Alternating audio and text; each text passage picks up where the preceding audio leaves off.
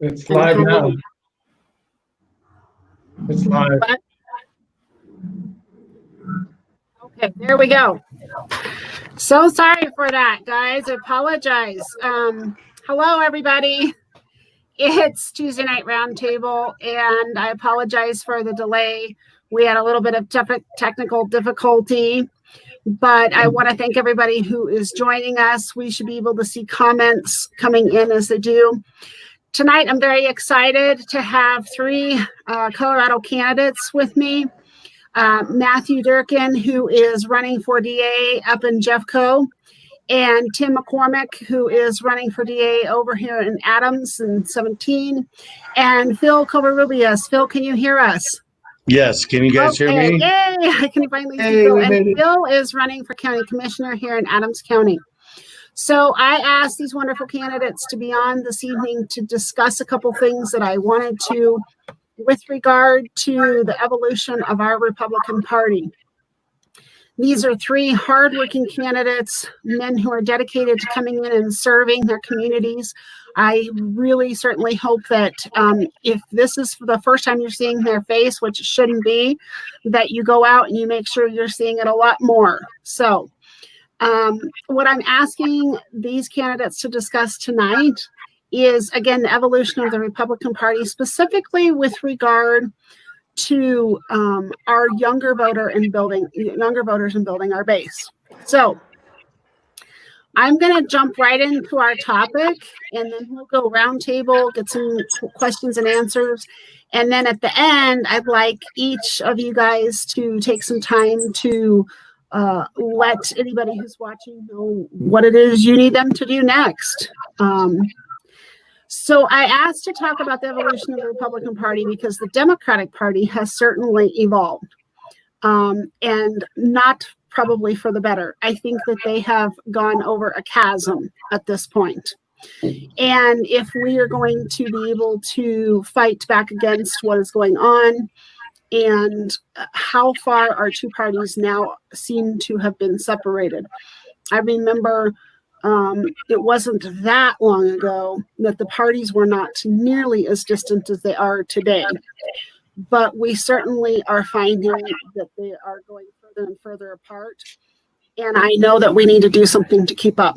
So without further ado, I want to pose the first question out there and just ask each one of you if you could address what issues do you recognize with regard to the Republican Party evolving, specifically building a base of younger voters?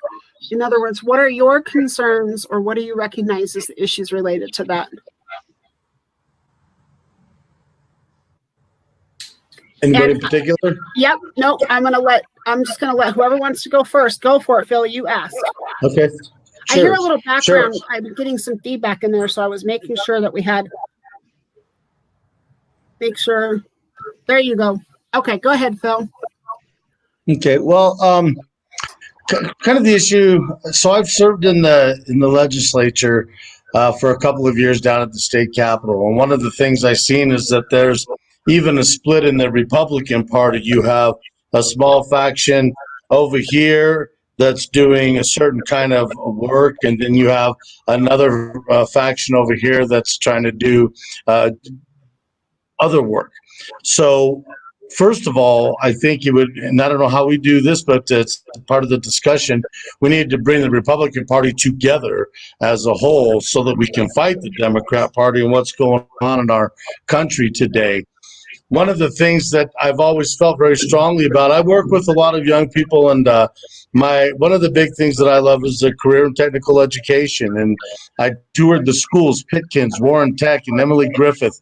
And when we look at these schools for everything from welding to cosmetology and everything in between, these schools are really lacking the funding that they need in order to, there's a lot of kids waiting to get into these places, but what ends up happening is the big schools, CU and CSU, get hundreds of millions of dollars, and our small tech schools, there's only 3 of them.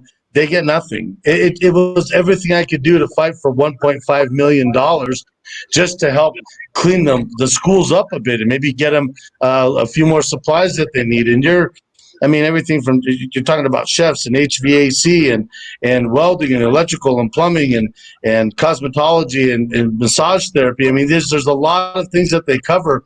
And what I really, in my mind, the more that you have people working and not depending on the government, that is how we start building Republicans from a young age, because we're already fighting them out of the school system. In K through 12, they're already coming out basically indoctrinated. And if we send them to university, they get indoctrinated even more. And we can clearly see the results of what's happened in the education system over the last 20 or 30 years. We're watching it play out in front of us.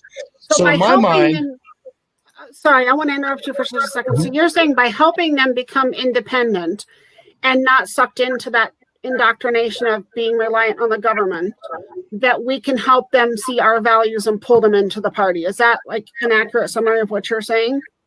Well, yes, because if you are working and you're self-reliant, then you're not looking for government handouts all the time. And then what we find is that, it's easy for people to be very liberal when they're young, but once they have a wife, a house, kids, and a mortgage and a job, and the older that you get, you turn more conservative once you start seeing the reality of life as you age.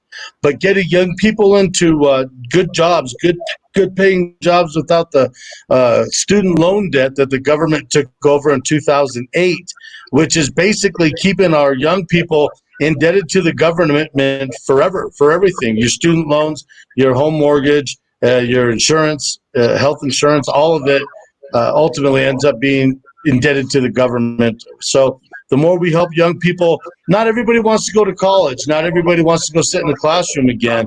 And if we can get them into a place where they can work on apprenticeships where they will thrive, I really believe that that's a good start in building the Republican Party and making people feel more independent and have more personal power. Wonderful. Thank you. So I should have picked on one of you first last time, but I appreciate, Phil, you going up. Tim, I'm going to pick on you next, if that's okay. Sure. I'm going to turn on my volume. You bet. And I want to kind of follow up with what Phil said, a little bootstrap on there. Matt and I have had these conversations in the past too. I think one of the biggest issues or factors that we're dealing with is kind of unifying, your own party and having them get behind qualified candidates for these positions. And not just young, but kind of across the board. As Phil said, you sometimes have distinct groups that don't necessarily get on board. All credit to the opposition and the Democrats. They're very well funded. They got great infrastructure. They come out in force. If they have disagreement, it's usually pretty rare, and they do. They're just like any other party, but it's rare that you perhaps hear that being vocalized as much as you do the Republican Party. But when you look at the kind of a historical background in the Republican Party and the things that it stands for, and I agree with Phil, it's just basic freedom that we have. Yes. I think when you talk about stereotypical, I think, the problem is that they look at Republicans as these, stodgy, old, rich, white guys. And that, all we care about is law and order, and we're going to bring the hammer, and we're going to go to jail, and capitalism and this. And I think we have evolved past that. All three of us have a very different type of campaign that we have to run. Matt and I are a little more on the same page with that kind of stuff. But one of the things that I battle when I go out and talk to younger voters is they just automatically think, oh, well, you're a Republican. You just want to lock everybody up and throw away the key. And that's simply not the case at all. The criminal justice system, much like the Republican Party, has evolved over time. 40 years ago, prosecuting a case was simply sitting at your desk, law enforcement went and investigated, and you prosecuted, and whatever happened. There's so many factors and variables now involved in the criminal justice system. That includes like specialty courts. We've talked about that before.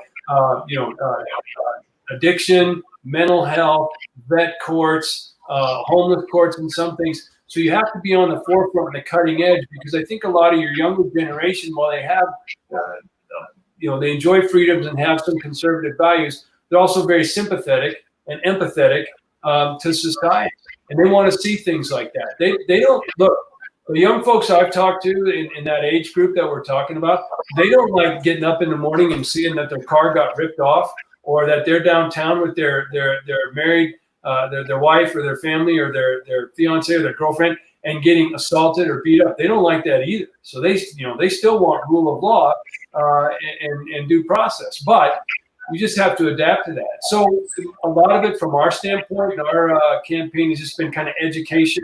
And talking about the criminal justice system, let them know what it's like. And that's probably in the same boat. I can't believe you do. You run into a lot of people like, well, what's a DA do? Well, we've taken for granted because we've been doing it so long. So, Matt, because you're going last, I get to pick on you even worse now a little bit.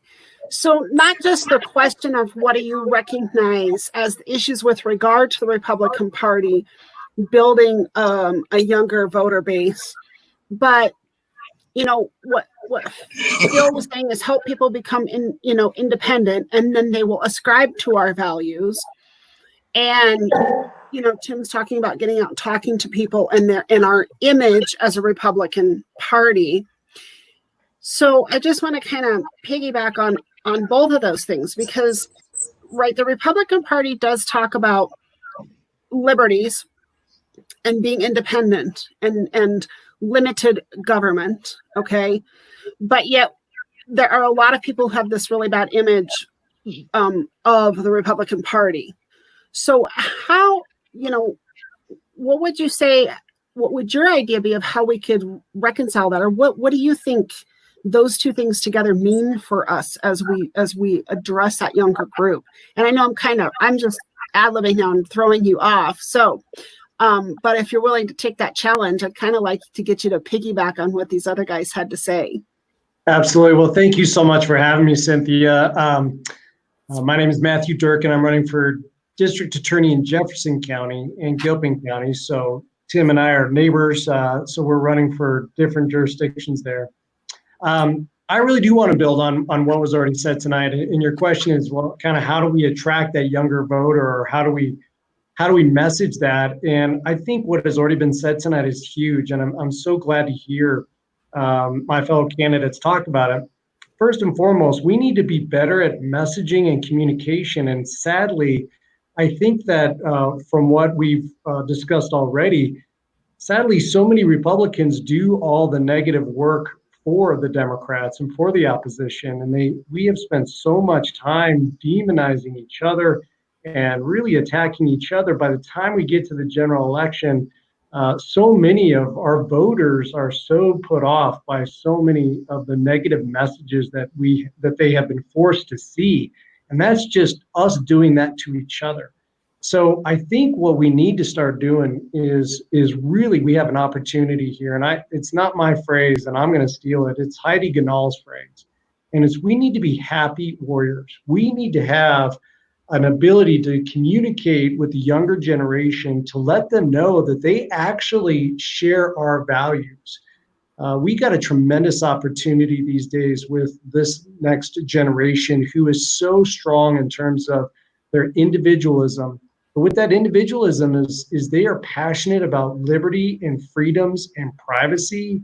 And as Tim has already alluded to and talked about, that means public safety as well, that they are very adamant about being free to do what they want to do. And that means free to be safe to do what they want to do.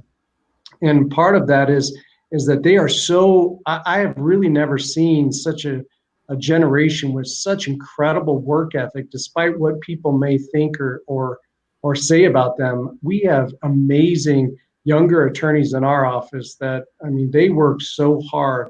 And what they really want to do is they want to innovate, to kind of what Tim was saying, is they want to make things better, and good for them. And so do we. And that's what our message is about. And you really see that coming to fruition right now, as one party is literally advocating for the destruction of our inner cities and our communities.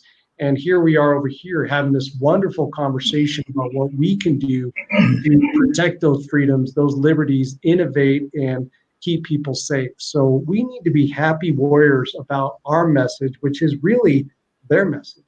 Mm-hmm. Yeah, totally. And I want to piggyback on something you said too, Tim, about our image. And I think that one of the things that we as a party, and this is one of the reasons I'm doing what we're doing tonight, is that we as a party, whether it's people who are already in office, whether it's candidates, whether people who are just activists for our values and those types of things, we need to start to look at a different way to brand ourselves. I think that there's more commonality than what is often recognized, just simply because of the branding and in the means and the mode in which we address potential voters that we could bring into our party in a different base. As much as I would love, and I've said this all throughout the year, I love to sit and have a cup of coffee with you and shake your hand and do that. But the reality of it is that for many people, particularly that age group of folks who we're talking about addressing, what we are doing right now, looking at each other on a screen, right, and being able to stream live and reach people and use a convenient mechanism of getting together, that's really where a lot of those voters are in their life. And I think that any resistance to recognizing that that's exactly where we need to be is going to be our demise as a party. And that's one of the reasons I wanted to talk about this tonight. So I know that tonight is Tuesday night and Tim has another session that he has to be in, and I greatly apologize for being a few minutes late. I don't know exactly what happened, and I am sorry for that. It's literally the first time I've had any issues getting online. My fault. That was my fault. It's Phil's fault. You don't need to apologize. Just blame it on Phil. Yeah, we're good there. But so I'm going to throw out our next question, and I'm going to have Tim go first to give us an answer. And Tim, if you need to at some point jump out, we can finish. Matt and Phil and I can kind of finish things up, if that'd be okay with everybody, so that he's not late and we still don't have to cut what we're doing short. So I really appreciate everything that you guys said. It certainly resonates with me. My next question then is sort of the obvious one. In your campaigns, what specifically do you plan to do to address voters, let's say 28 to 42 years old, right, while campaigning? And then how, in the role that you will be in once you are elected, do you plan to address their concerns at a deeper level? And so, Tim, I'm going to let you go first. Okay, thank you. And I want to echo what Matt said. Thank you, Cynthia, for having us on tonight. It's always great to see Phil, and I'm fortunate because I get to hang out with Matt during our first job, right? And then we go our separate ways to work on our second job. But I love that question because I think from my standpoint, there is such a thing as teaching an old dog new tricks, right? So before the health crisis, we went to them. I found out where they were. I would go to them. I'd go to their neighborhoods, go to where they hung out, try to talk to people and do the old-fashioned kind of ground and pound, right? Well, then in March, we have the health crisis, and I was never, how do I say, real adept at the whole social media and the whole platforms and things like that. Well, that really became the only way to connect with folks of all ages, but primarily the 28 to 42, because they're on their phones a lot. That's how they communicate. That's how they get things done. Whether it's ordering dinner, whether it's Uber, whether it's talking to friends, etc. Their phone is their main source of communication and connect with the world. So we worked on it. We worked very hard at it. Tuesday nights I do a Q&A with McCormick for DA. All questions, all comers, no issue at all. Tuesday and Thursday morning, I do a safety tips in the morning, and then we're just out on social media when we get endorsements. If an issue pops up, if there's a story that we want to talk, or Twitter is another one, we send it out there. And the other thing is and I think in our going around here that people really appreciate this. If they call the campaign number or they send an email, I'll respond to it. I don't have a big staff of folks that come in and do a response that sounds like Tim. It's me. And when they call that number, if I have the time, I'll pick it up. If not, they leave me a voicemail. I call them back because I think it's important for them to hear my voice. And I think it's also just actually common courtesy, but I also think it's important that you, the candidate, call them back. And you know what? They have a lot of valid concerns, and it runs a gamut. You know, what are you going to do about addiction? What are you going to do about mental health? What are your thoughts about, you know, juveniles getting into trouble? What are your thoughts about collateral consequences to certain types of crimes?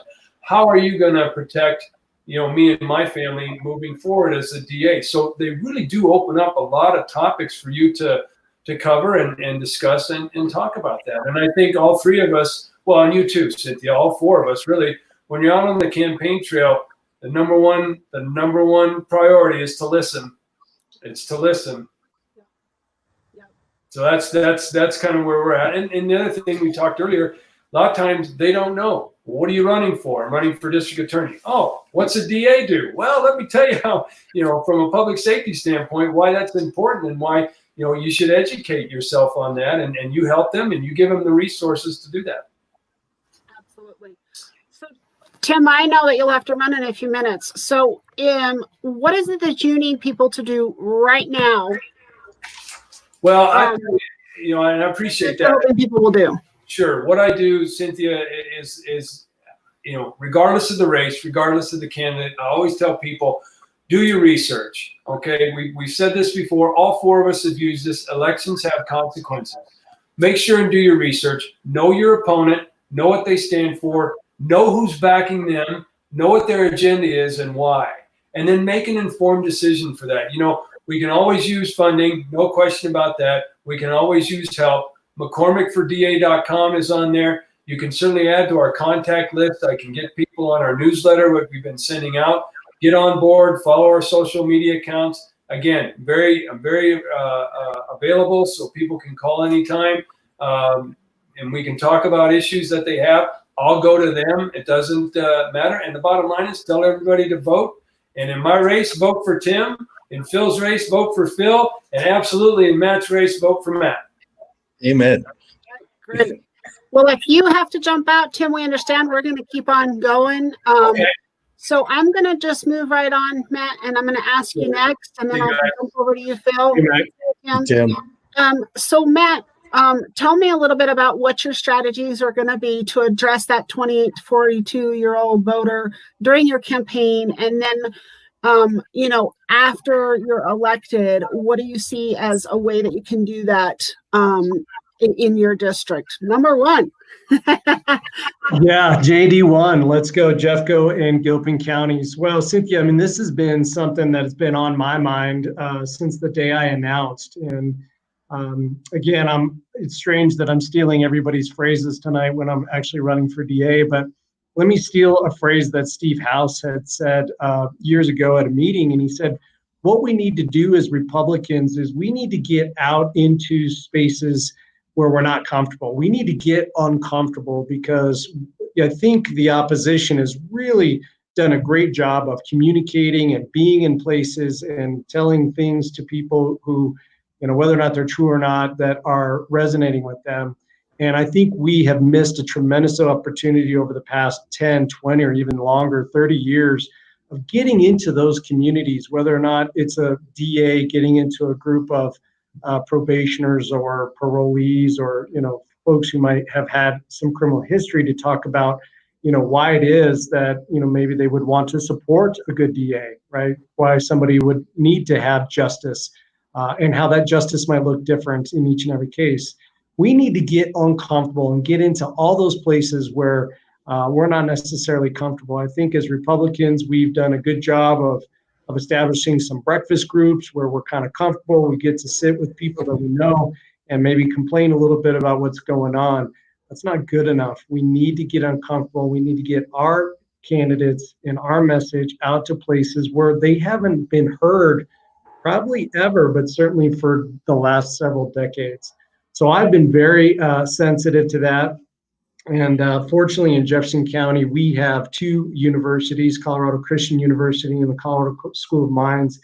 And I am working with those student groups there, trying to connect with the younger voters. In Jefferson County, we have a younger staff. So we are very much in tune with not just reaching out to the younger voters, but to reach out to them in a way that they are communicating these days, right? So not a long newsletter, but they use Instagram. And it's amazing as I go into some of these meetings and I say, to someone who probably isn't even on Facebook or know what it is, I say, you got to get on Instagram and you got to start posting memes that are like less than 20 words or less than 15 or even 10 words. And they look at me like I can't do it. And I tell them the same thing that I'm telling you right now is like, you can and you need to get uncomfortable, because think about that reach that we all have.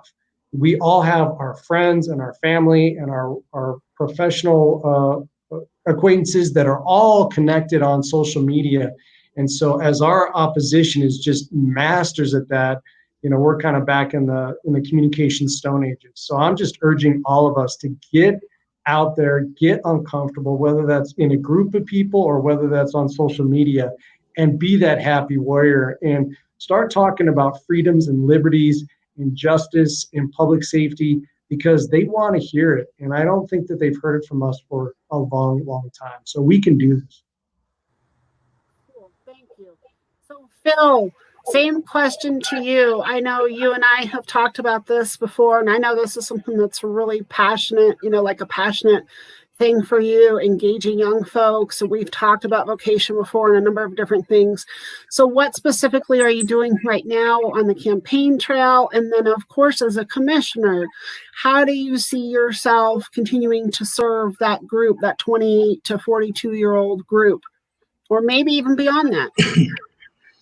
Well, one of the things I always try to do is educate. And when I'm on my social media, I love what Matt had to say. When I'm on social, I just don't throw out hyperbole. I throw out actual facts, and we look at history. And when we're looking at real history, we see, for me, it all has to kind of go back to the crux of the problem. We have school boards, we have teachers unions, we have things that are not being taught. So by the time we have young people coming out of K through 12 and through college, they're already thinking a certain way. And when you're talking about the demographic of 28 to 42, that's the one I was talking about earlier, where now you generally have a couple of kids, a mortgage, a job. How do we protect jobs? Because we've seen that in Adams County, the American people voted for gas and oil, and we watched 5 Democrat county commissioners, which is as good as just one vote, because they don't ever challenge each other, vote against the will of the American people, which in turn hurts jobs, hurts the apprenticeship programs, hurts the people that have already been in their craft for many, many years, that make good money, that are dependent on that money in order to pay for their mortgage and that sort of a thing. So we need to really protect the jobs of these people that are coming up. And one of the things that really bothers me is that with a lot of, in this day and age, part of protecting our jobs means you basically can't say or do anything while you're at work. Your freedom of speech is completely shut down, especially if you have a leftist company, a leftist boss, or anything like that. It's okay for them to say, the reason why they can message so well is because they can basically burn cities down, say and do whatever they want with very to little no consequences, and the second you wear a MAGA hat, they're beating the heck out of you. So there is not a whole lot of safety out there, because we're busy, I think as Republicans, we're busy trying to build the country. We're trying to make things better. And the more that we can get out and educate the people on what's really happening, and I would agree with Matt, we have a real opportunity here, because in my opinion, the Democrats have shown their true colors over the last 4 months and over the last 3.5 years. None of them hated Donald Trump until he ran for office. They loved taking his money, and until he ran for the presidency. But really what we need to do is we need to get to the crux of these problems and start looking at it so that we can rebuild Americans in a different light. And that starts, honestly, it starts at the school boards. And it starts with the teachers unions and what we are teaching our young kids. We're teaching our young people how to hate this country, how to riot, and not to respect the values of the past, because we're trying to basically take what they were doing in the 17 and 1800s and apply it to today's standards. So it's easy to call everybody a racist and all this and that.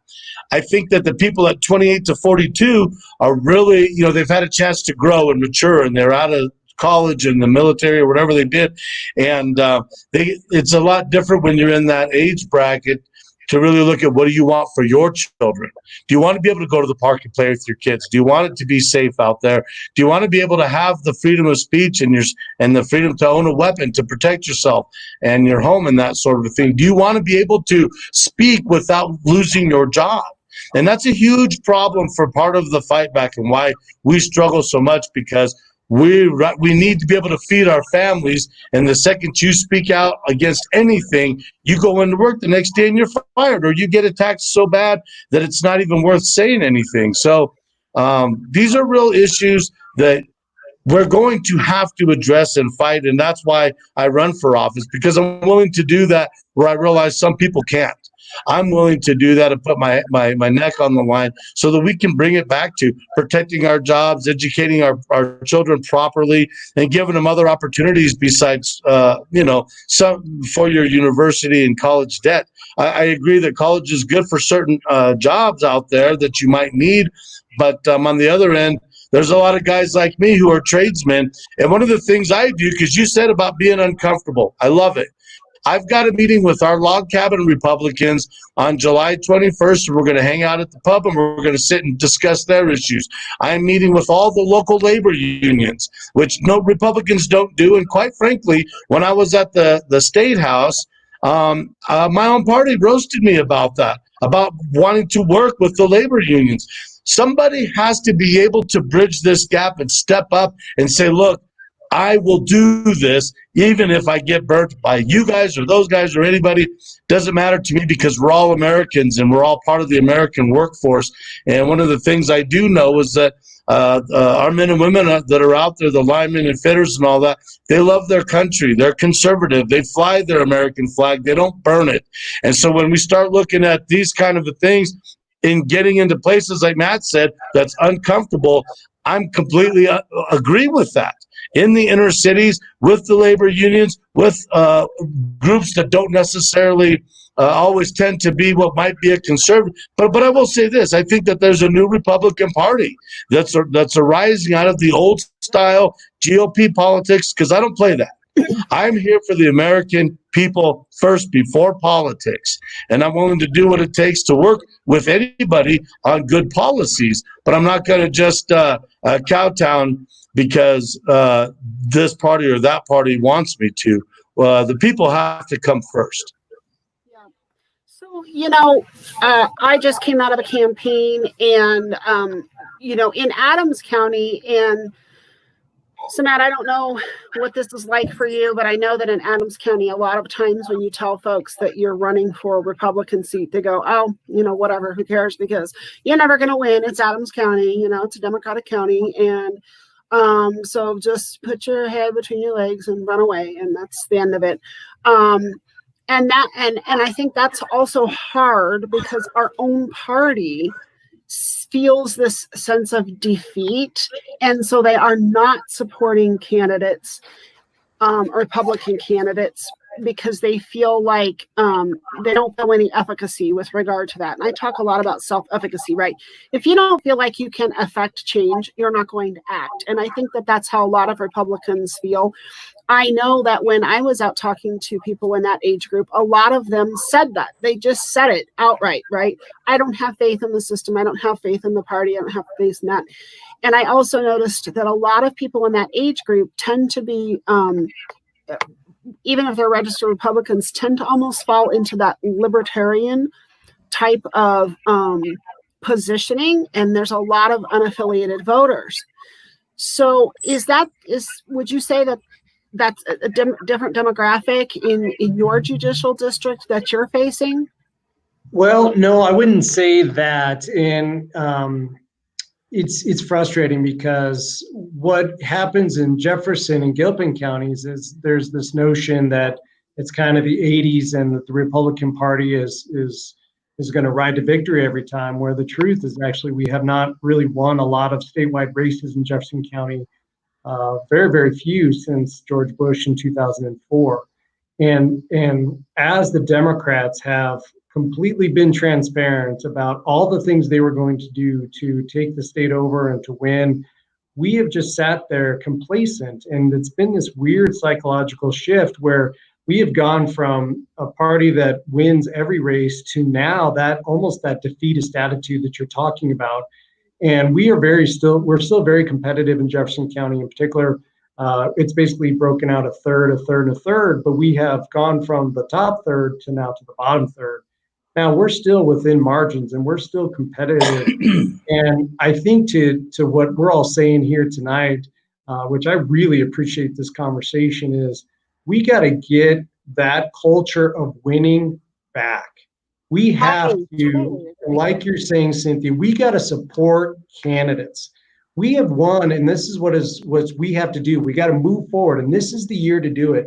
We have won the battle of ideas. We have won the battle of ideas on oil and gas, like Phil was talking about. We've won the battle of ideas on tax issues and Tabor issues, and yet all of that goes for naught when we win those ballot measures by a huge margins, and then all of a sudden we lose these legislative races or commissioner races or other races, and then they go and do whatever they want anyway. And Phil knows all too well what that looks like and how awful that feels. Oh boy.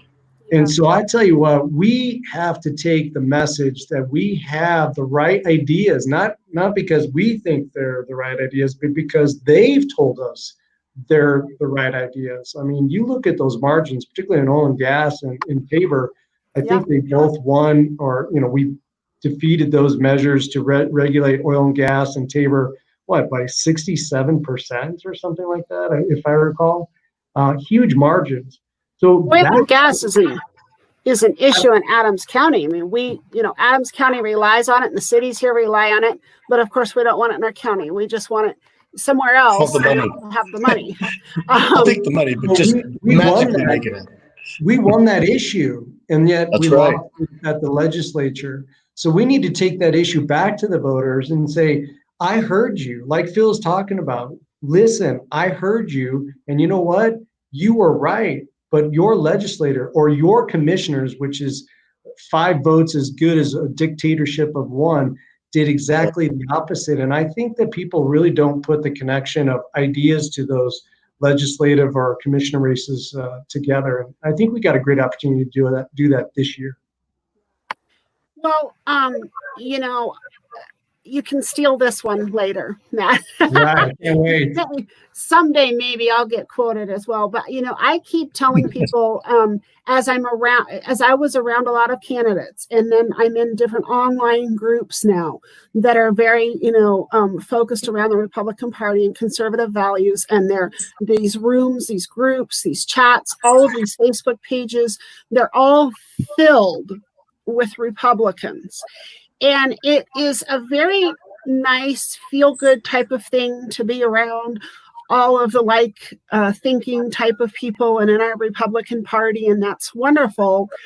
But the thing of it is, like you said, you have to feel uncomfortable. And the one thing that I say is, if you only surround yourself with people who agree with you, you will fail. You will fail as a candidate. You will fail as a whether it's a legislator, a DA, whatever politician. If you only surround yourself with people who already agree with you, you are not accomplishing anything. It is not hard to convince a group of Republicans or a room of Republicans that you're the best candidate for DA. Right? So that's not who you have to convince. You have to go out and convince your unaffiliated voters, people that are on the margin, people who are swaying, people who are contemplating. You have to bring those people in. And I truly believe that group of 28 to 42 are quite often those people who are more in the middle. I agree with you. Would you guys say that that's accurate, both of you, or not? Oh, absolutely. And one thing I want to add to that point, Cynthia, which is a tremendous point, which is within the Republican Party, we have to acknowledge the fact that we won't agree on every point. We might agree on 95 out of 100 points, and we have done a terrible job of destroying each other over those 2 or 3 or 4 other points. We've had a great conversation tonight. I would love to take this offline and have a cup of coffee with y'all and find the points that we disagree on. but we can have this conversation without tearing each other down. So we have to be able to, exactly as you say, tune ourselves up, be able to communicate that to unaffiliated voters. But number two, I think what we have seen, and Phil has touched on this, is as the other side is running through the country, destroying monuments and buildings in inner cities, I think we see what it looks like when you get into that echo chamber, because they are saying things that just don't make any sense now.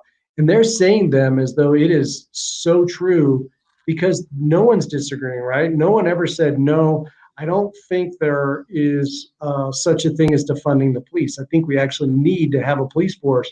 They've all kind of just gone with this mob mentality where no one's disagreeing, and now they're just destroying cities and at the same time saying that they don't want a police force. And who's the victim in all that? It certainly isn't the elites. It's the folks who are in the middle of those inner cities or those places that are being destroyed. Those are the victims. Their businesses are being destroyed. They're being abused. They're at sometimes being killed. And that's just a tragedy. And that's a product of no regulator saying, I don't think that's a good idea that we destroy our own communities and then say that the police, we need to defund the police, we need to get rid of the police. So I think that's a tremendous point, Cynthia. We've talked a little bit tonight about the party needing to come together. Phil, you talked about people being kind of the legislator and even Republicans working against each other.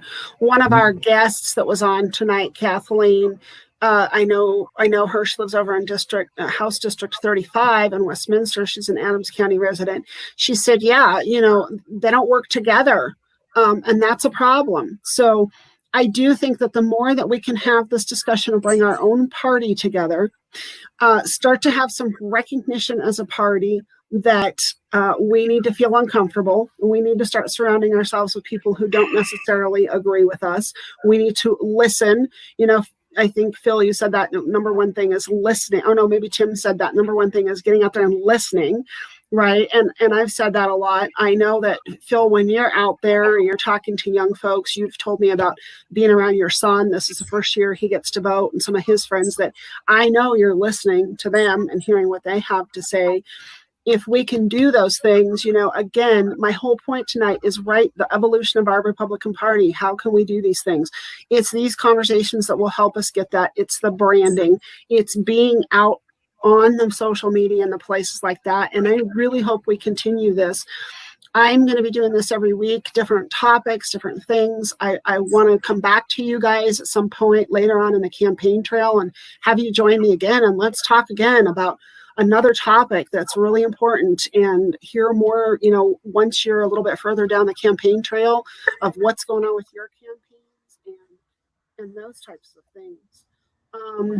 Well, I know that we need to wrap up. I'm sorry that we had to lose Tim early, but I know that we've kind of been back to back on these meetings, and but it was great to have him here while he was here. So I just want to do a last quick minute. Excuse me. I'd like, Phil, if you would, just give us a last comment or couple ideas here. What is it that you'd like to see people do right now? Where do you need them to be? What do you need for your campaign? And what would you like to ask them to do tonight? Well, first of all, raising money is always difficult, especially during COVID. Phil4adco.com, $5, $10, $15, a $20 bill, help us support some signs. My wife and I basically finance this because I don't run for office for me. This is a real calling from God, and I just do the best I can for the people. It's hard to raise money. That's the toughest point. But the other point I want to make is, as Republicans, what if we start fighting to win instead of running to lose? Because I know that we have people out there, you're not supposed to say that. I'll say it. I'm one of the ones that has some real guts that's here to fight to win and listening. And one thing that I want people to take away from this is that, just like Matt said, we represent everybody. So even as a legislator or county commissioner, I represent the Democrats and affiliated and the Republicans and all the people. So the more that we can take that into consideration, I think the more we can get the Libertarian and maybe some of the Blue Dog Democrats to come over to our side when we're thinking rational, not radical. Wonderful. So make sure that you check out Phil's webpage and his Facebook page. He's live out there, and phil4adco.com. And Thank you so much. check it Thank out. you, guys. Yeah, I thank appreciate you. this.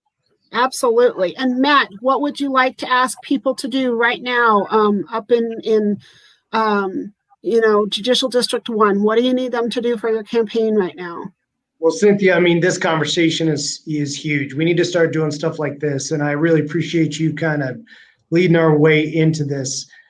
Phil has said it, Tim, he mentioned it, and I know that people don't like to hear this. We need money. We do need money. My primary opponents raised $200. Let me correct that. They spent $280,000 just in the primary for the district attorney's race. I know that money came from where, Matt? Because we know it didn't all come from Colorado. Well, George Soros? Well, it wasn't George Soros yet. Those were individual contributions, some of them from out of state. The big money hasn't even hit yet. That's the point. And I know that people say, well, politicians just want money.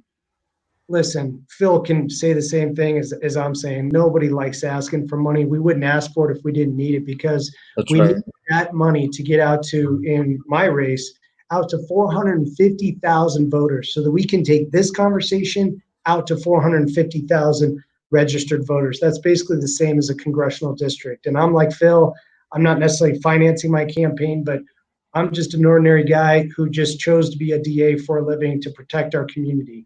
I'm not doing this for ego or for some type of position. I'm doing this to protect our community. So in any event, please support, if it's not me, find a candidate and support that candidate. Please support Tim McCormick in Adams County. We need Tim McCormick in Adams County. We need a strong DA in Adams County. You have seen kind of what that looks like when there's not a strong DA up there. If Phil is your man in terms of oil and gas in Adams County and the issues that are facing Adams County, get behind Phil. I need your help down here in Jefferson and Gilpin County. What that means is contributing. That means volunteering to walk. That means making calls. That means doing that social media stuff that we're talking about, because we need to support candidates. So my final pitch is find a candidate. I hope it's this guy, Durkin4da.com. That's DURKINFORDA.com. Find a candidate and go all in to win. So, you guys, I want to just thank you so much. And I didn't get to really say goodbye to Tim properly tonight, but I'll be seeing him. I'm not worried about it. So my final call to action is I would like you to share this video with 20 people on social media. If you're watching this video, if you saw part of it tonight, if you just clicked on my page and saw our faces, whatever it is, I want you to hit share, share, and share. Share it on LinkedIn, share it on Facebook, share a link on Twitter, right? So the way that we can make this happen is to share our message. That's going to be my continual call to action throughout the rest of this campaign season. I know that these gentlemen who were on here tonight will be sharing this all over all of their sites. But my call to action to you, if you are supporting our cause, is to share our message. So thank you so much, gentlemen, for being on here tonight. I wish you the very best of luck. I certainly would like to help in whatever other way I can. So reach out. And Matt, I've already talked to Tim and Phil over here, and I'm doing some other stuff to support them. But if there's anything else further I can do to help support you on your way, please let me know. I'm going to end our live broadcast in a few minutes. And I just want to thank everybody who's tuned in, watched, or commented tonight. And keep watching, keep following. We are back to business. And I will be here again next Tuesday night with another wonderful guest speaker. Can't wait to see more of you guys then. All right, I'm going to go ahead and sign us off. Great. Thanks, Thank Cynthia. you. Thank God you, bless guys. America.